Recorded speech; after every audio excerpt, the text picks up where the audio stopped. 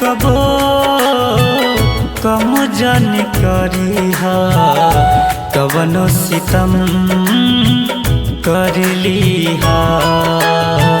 प्यार कबो कम जन करीहा कवनो सितम कर लीहा।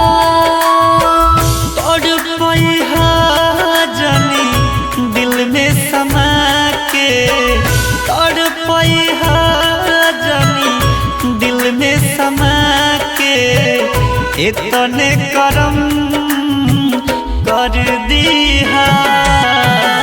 प्यार कबो कम जान करीहा कवनो सितम कर लीहा। प्यार कबो कम जन करीहा कवनो सितम कर लीहा।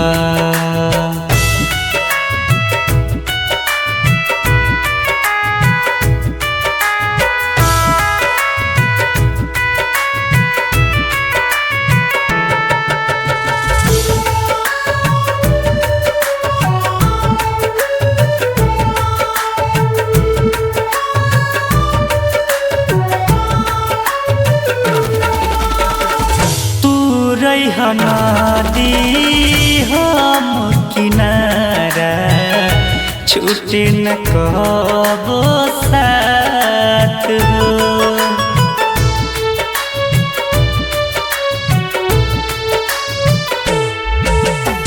सातो जनमला साथ निभइहा जब धइले बड़ हाथ हो। एक पल के दूरी अब न सहाला, एक पल के दूरी अब न सहाला। दिलवा में जानी जख्म भरिहा। प्यार कबो कम जान करीहा कवनो सितम कर लीहा। प्यार कबो कम जन करीहा कवनो सितम कर लीहा।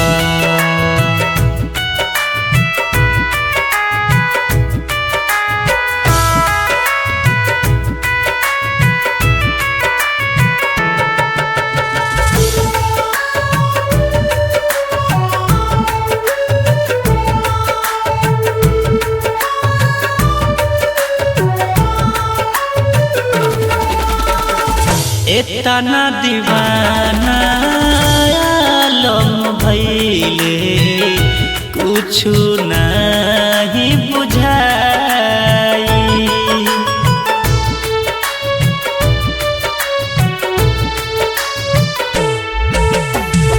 कोहिल सपना सुनाय राजा तोहरे सुरतिया रही तोर समसल से दूर जानी होखी हा। और पूजाला से दूर जानी होखी हा। इतना न तू बेरा हम बनिहा। प्यार कबो कम जान करीहा कवनो सितम कर लीहा। प्यार कबो कम जन करीहा कवनो सितम कर लीहा।